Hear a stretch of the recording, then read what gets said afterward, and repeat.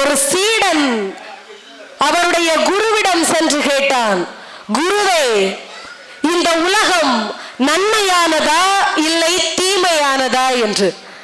குரு சிரித்து கொண்டே கேட்டார், சிங்கத்தின் பல் நன்மையானதா இல்லை தீமையானதா என்று. சீடன் குழம்பி போனான்.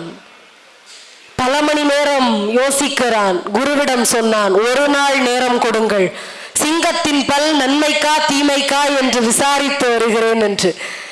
குருவும் நேரம் கொடுத்தார்.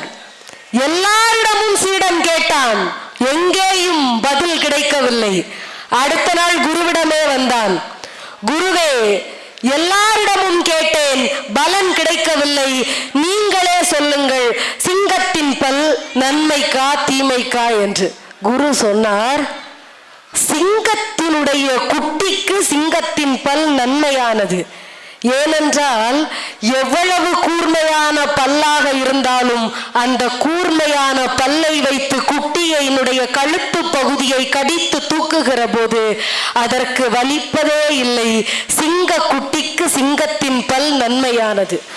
அப்படி என்றால் தீமை எது என்றான் சீடன். சிங்கத்தின் இறைக்கு சிங்கத்தின் பல் தீமையானது.